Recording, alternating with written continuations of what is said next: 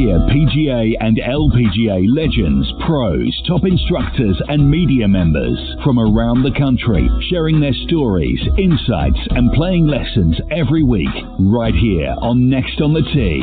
Take it away, Chris. And now back with me on the French Lick Resort guest line is one of my all-time favorite guests, and that is the voice of golf, Peter Kessler. Be sure to follow Peter on his Facebook page and over on Twitter at Peter Kessler.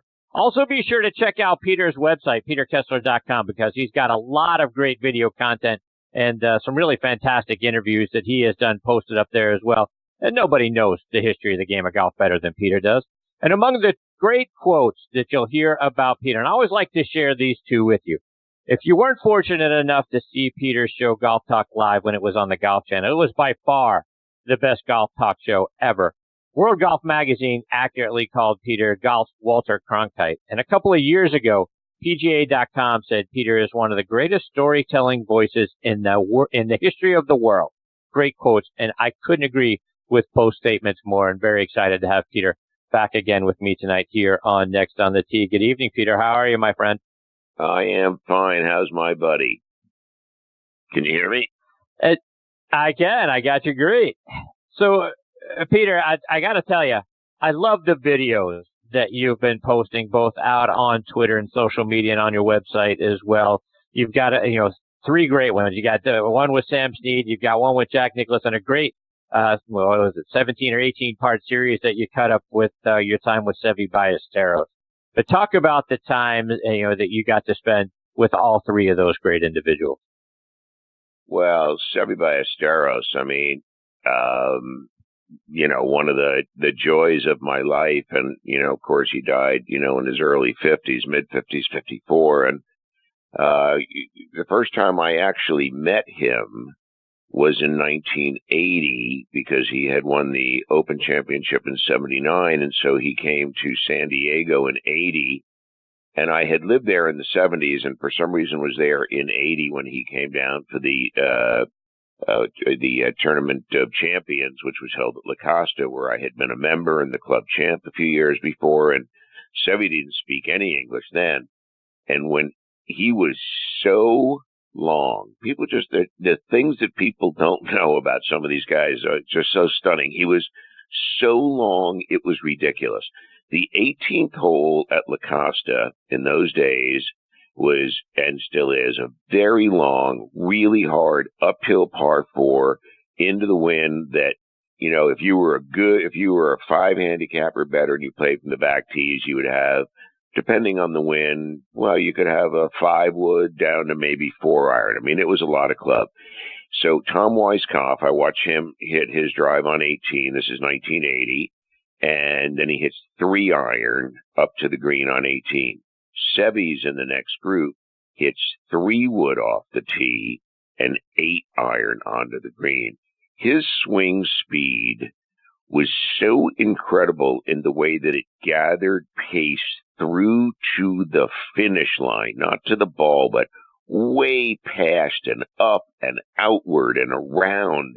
It was just the most unbelievably free action, very Tiger-esque of the early Tiger, when Arnold used to say about him, he has the best release I've ever seen.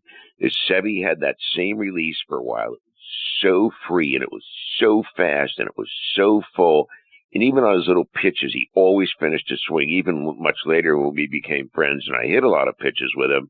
He, even on a 35-yarder, it would finish all the way around. Now, it wouldn't get there quickly, but it would get there, and he didn't ease into the position. He would swing to the position. It was really stunning because he could adjust for every pitch shot, and everybody tries to do it instinctively, but he knew a lot more about it and had better feel. He could make some incredibly minute adjustments. Like he may choose to hit the chip shot 6 feet high in the air instead of 5 feet high in the air at its apex and pick a spot that's 1 foot to the right. The subtleties in terms of his landing spots and how he wanted the ball to roll out, and he didn't want things to spin ever. He didn't want spin. Thought it was too unpredictable, and he loved hitting into the wind, didn't like downwind, didn't like left to right winds, didn't mind right to left winds. But, he's one of the loveliest people that I've ever known. And Sam Snead, interestingly enough, also spent a lot of time with me on pitching. I met Sam when I was 22 and he was 62 in 1974 when he came to the LA Open, in a year in which he almost won the PGA Championship at the age of 62, which Tommy Bolt had nearly done as well, finished tied for third in 71 behind Jack at Palm Beach Gardens. So I go down to the range on the Monday night of the LA Open in 74. And in those days, nobody went to golf tournaments. So few people went to golf tournaments at that time that if you or I went to the first tee at a very, very star-studded field and said, okay, I'll meet you in 2 hours on the 10th tee, we'd see each other 15 times before we got to 10. There was nobody there. So I went down to the range Monday night.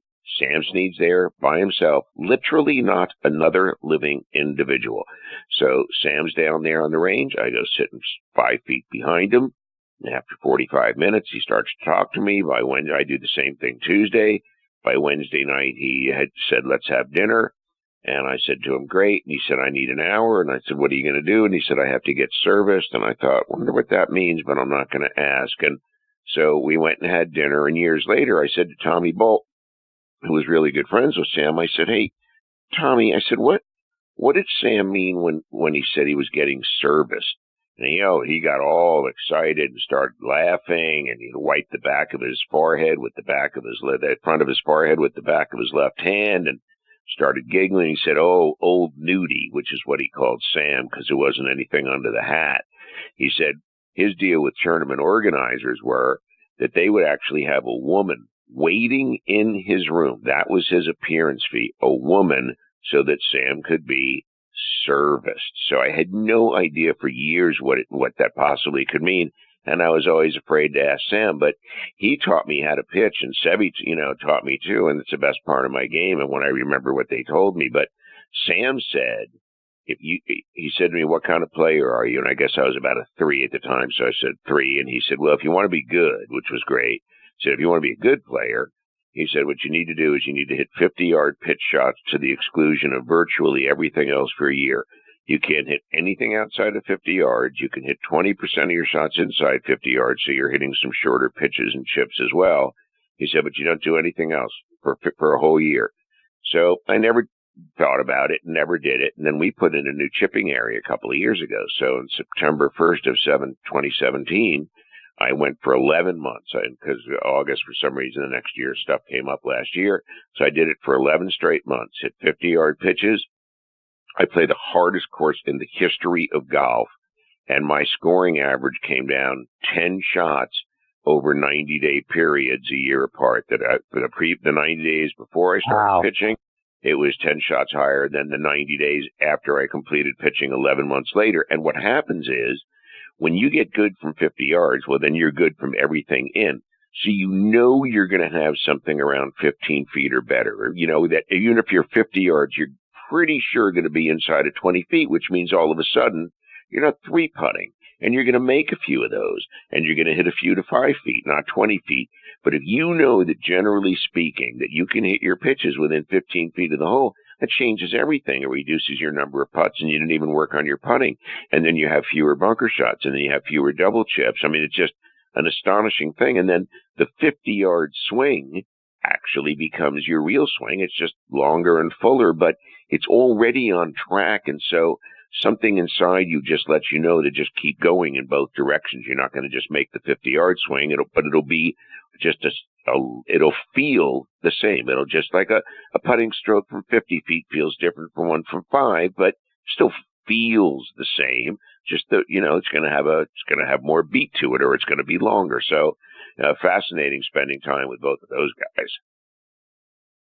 And Peter, to your point about 1980 and with Seve Ballesteros, when I was watching some of the conversation, he talked about his Masters victory in 1980, and people may not remember that being his first one, but it was a 4-stroke victory over Gibby Gilbert and Jack Newton. He had a 7-stroke lead going into the final round, a 10-stroke lead going into the second 9 that nearly almost evaporated because he bogeyed 10, he doubled 12, and another bogey on 13.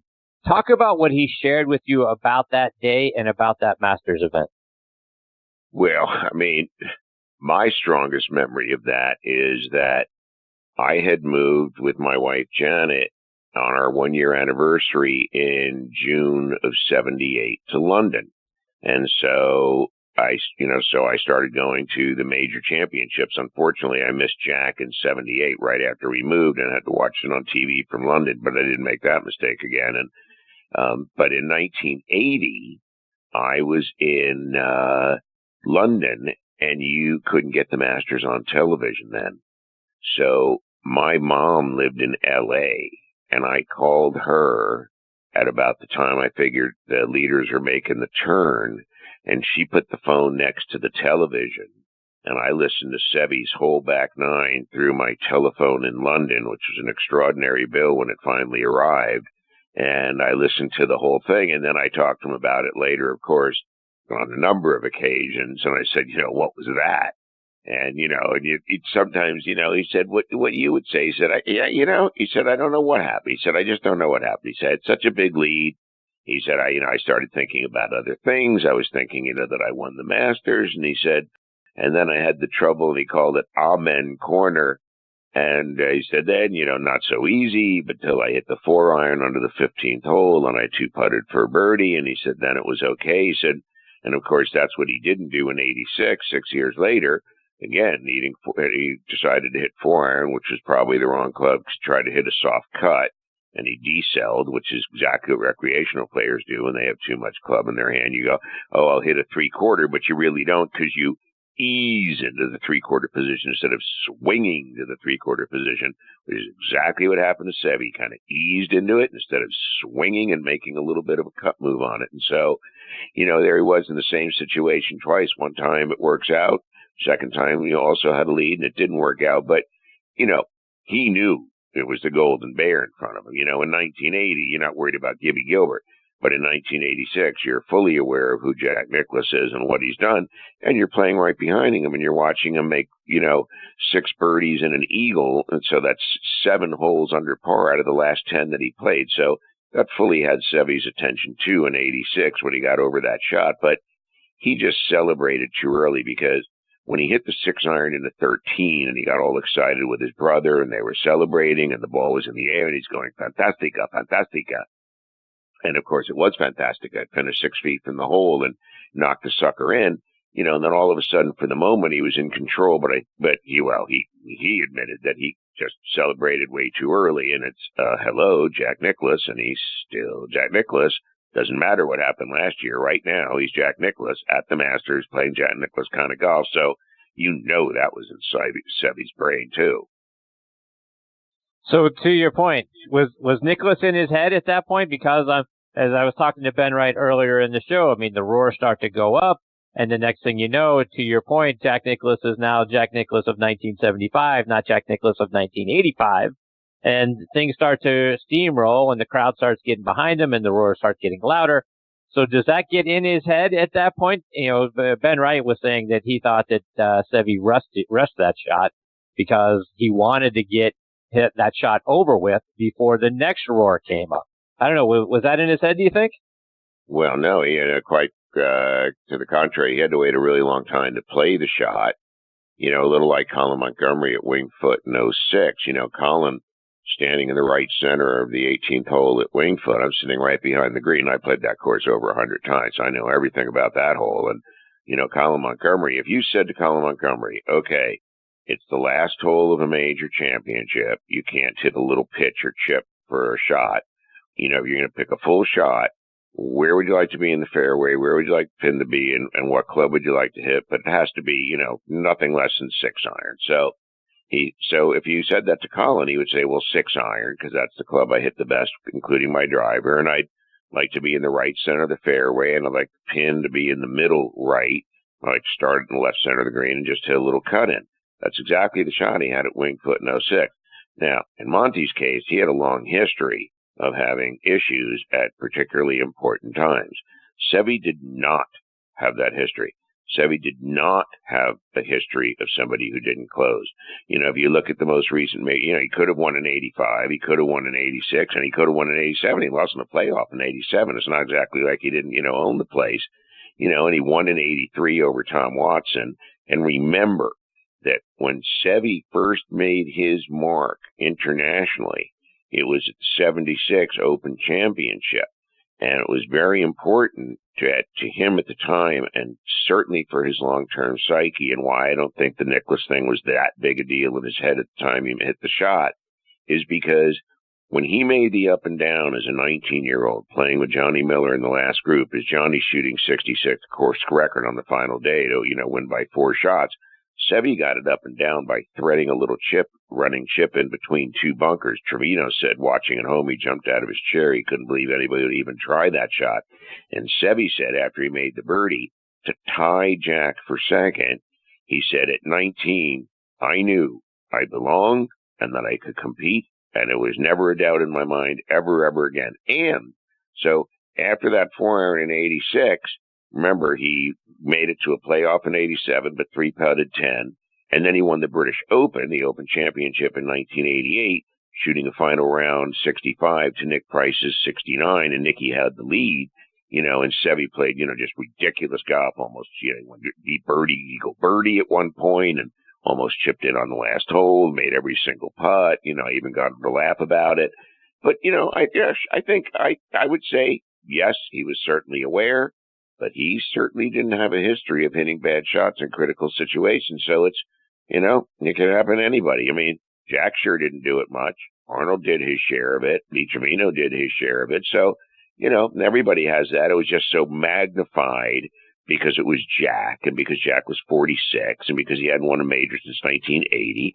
And it's Seve, arguably, well, not even arguably at that time, probably the most beloved player in the world in 1986. I mean, Jack was past his prime, and, Greg in 86 was popular, but Seve was more popular and a better player.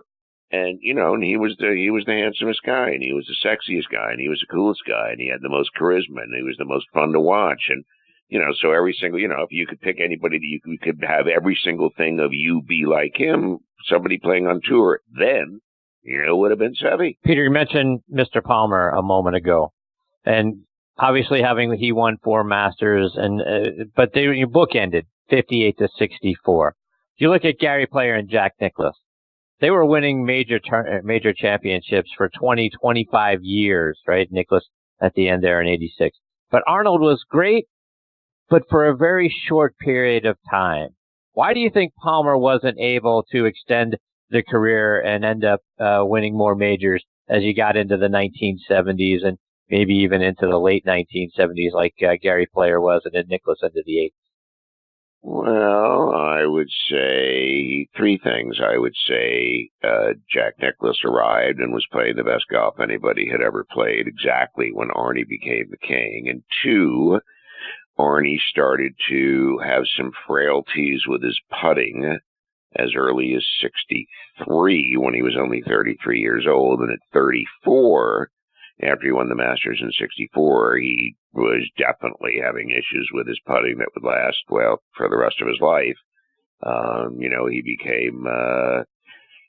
He became tentative at times and left it low, or his grip pressure in his right hand was a little firm, and so he'd miss it on the high side with a little too firm just outside the edge instead of just inside the edge of the hole. And, so the combination of Jack coming along, the erosion certainly in his own head of his ability to hold every critical putt was now no longer firmly in place.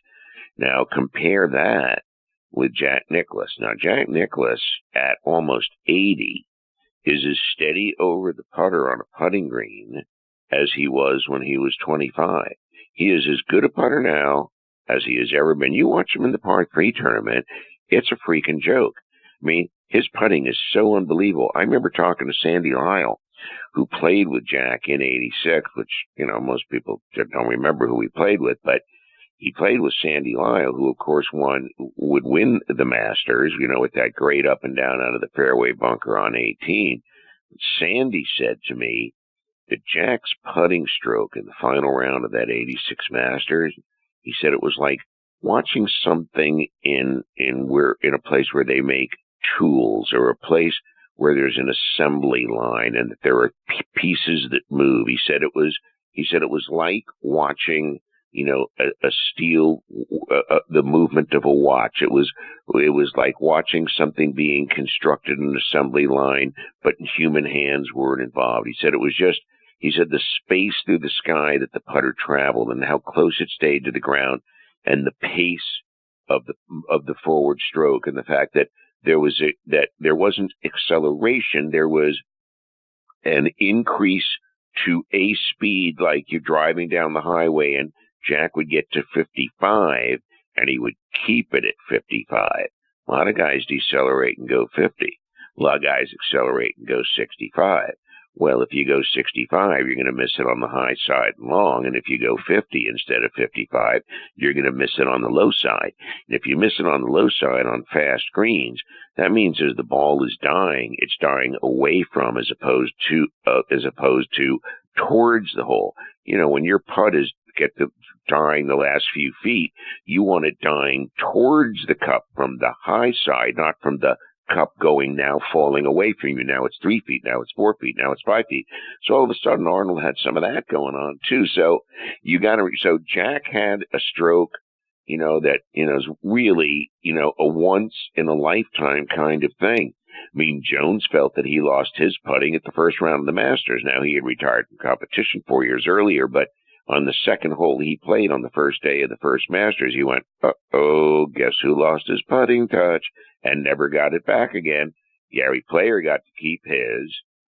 Tommy Bolt could still putt in his 90s. Jack can still putt and he's almost 80. Gary Player definitely, yeah. I mean, just Gary Player putt as good today as the day that I met him, and the day before, then 25 years before that. But Arnold lost his stroke. A lot of guys lost their stroke at 34. Tom Watson, had trouble at 34.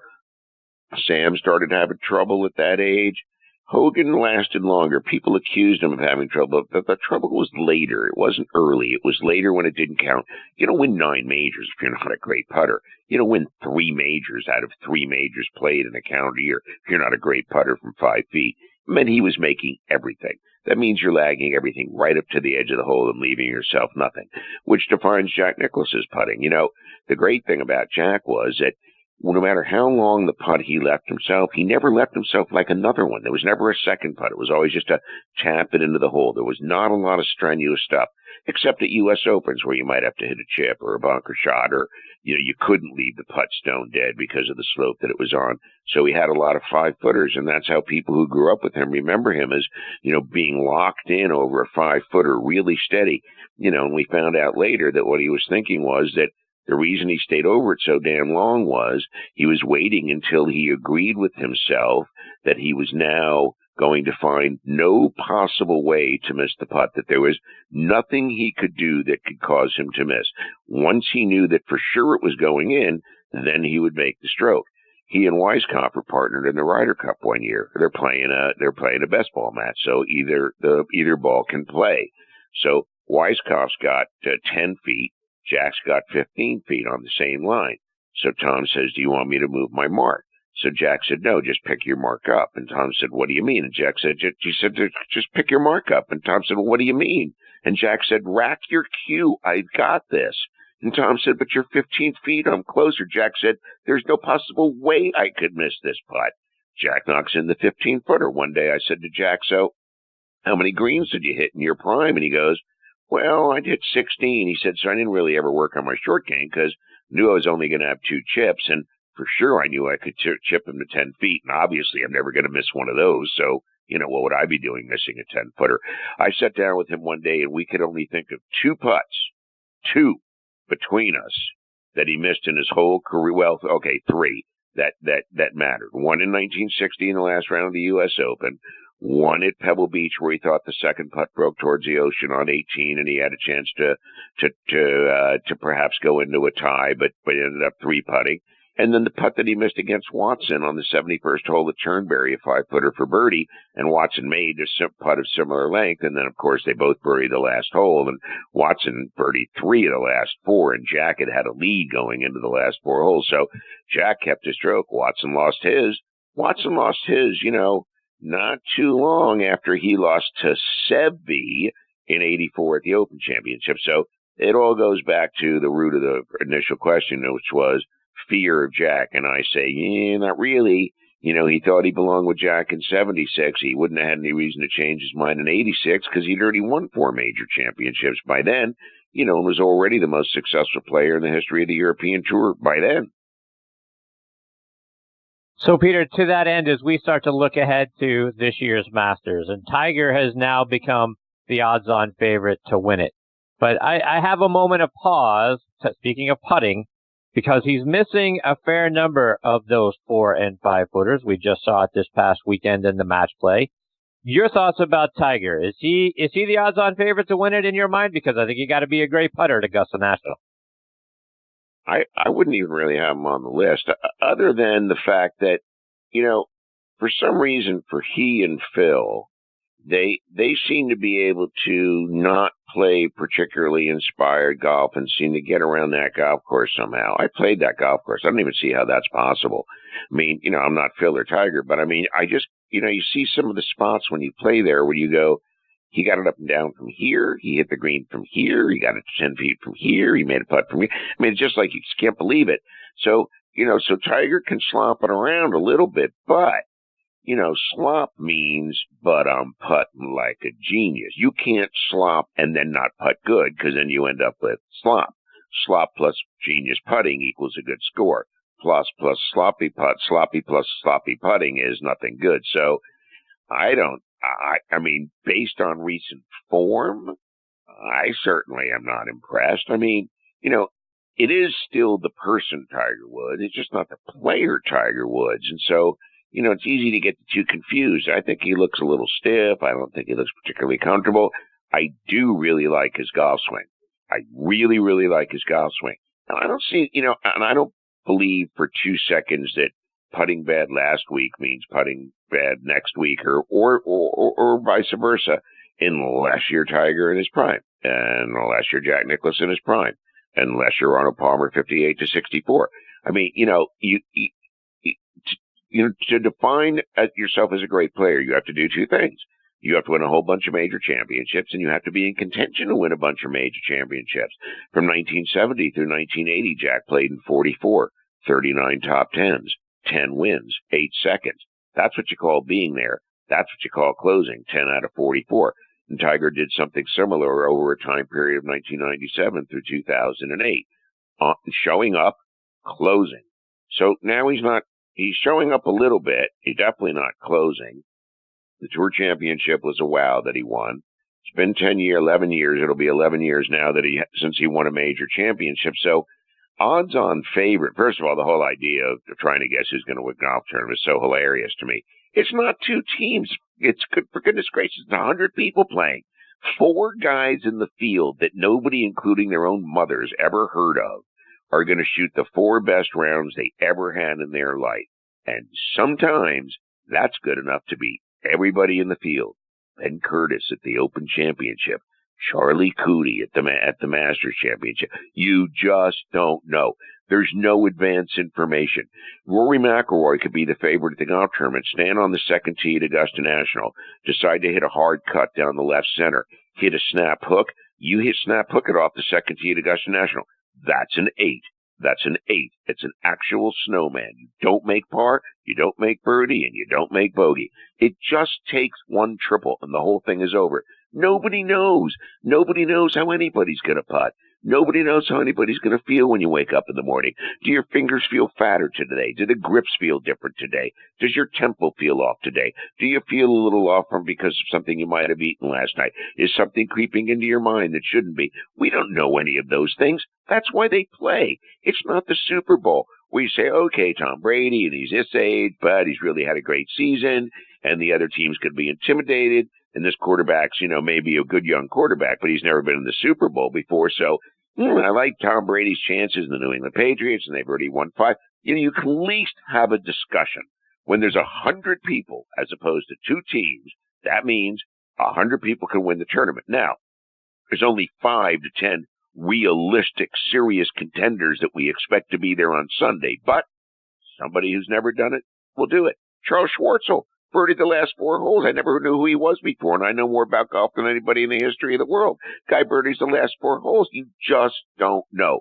So favorite, prohibitive favorite, oh, stop already. Can we just watch the thing? Why can't it be like a movie? When I go to the movies, I don't want to see any interruption. I don't want anybody to tell me beforehand. That's why I don't watch the coming attractions, because they tell you the whole damn thing. I want it to unfold. I want it to be a surprise. If I read the book like The Godfather, okay, I kind of know what to expect. I don't know what to expect next week, and I don't care what happens. I just want it to be great. I just want it to be fun. I'm not going to root for anybody in particular. I just want it to be a great golf tournament. If Tiger plays great, fantastic. Odds-on favorite, my eye. There's no such thing as any of that. There's like 10 or 15 guys that you can bet on, and if you can only bet on one of them per year in your pool, there's absolutely no way of trying to figure out how to do the thing, because there's no great players who are in contention, who can close major championships with regularity that we can count on, because nobody's good enough. Peter, having said all that, remind our listeners how they can stay up to date with all the great things that you're doing, whether it's on your website or it's on social media as well. I have no idea what I'm going to do next. I mean, I got all kinds of stuff up on Twitter. I have comedy on Twitter. I have essays on Twitter. I have Twitter sniper stuff. I have me singing songs. I have me doing parodies. I have me writing and singing master songs. All of them on key. All of them cool. Serious commentary. All kinds of stuff from the greatest library in the history of golf, created by me. All of that stuff is online. All of that stuff, really, social media is the place to go. Check out my Twitter account. If you like really good content, and you want it 90-second chunks because everybody just needs it to be brief now, that's what I made for you. And every second of the 90 seconds is absolutely delicious. So check out my stuff. Nobody else knows how to do it. And there's everything you could possibly think of, from people crying during interviews, to people hysterical, to comedy, to everything you can possibly imagine. Just go check out my stuff on Twitter. Look at my stuff at peterkessler.com. It's the best stuff around. I'm working my way back in the middle of the deal. So if you like me, that's good news. If you don't like me, Glenn Fry, the Eagle, said to me one day during a round of golf, he said, Petey, now that you're on TV and doing this, he said, what you need to know is if 10% of the people don't like you, he said, that's the right number. He said, you don't want everybody to like you. He said, 90%'s the number. He said, so if 90% like you, don't worry about the other 10. Believe me, I do not worry about the other 10. Yes, I can attest to that. Peter, you're the best, my friend. Spending Tuesday nights with you is always the best. Thank you so much for continuing to be a part of the show and come back as often as you have. You're a national treasure, and I can't thank you enough for being here. You're my guy. I love you, buddy. Take good care of yourself. You do the same, Peter. All the best to you and your family. I look forward to catching up with you again soon. Goes both ways. I told my wife and son you wished them happy birthday. I didn't forget, and they were appreciative. I appreciate that. Take care, my friend. We'll catch up soon. Thank you. See you, Peter. That is the great Peter Kessler. Again, peterkessler.com, at Peter Kessler on Twitter. It just doesn't get any better. And he's right. The content, the videos, the things that he is doing, absolutely spectacular.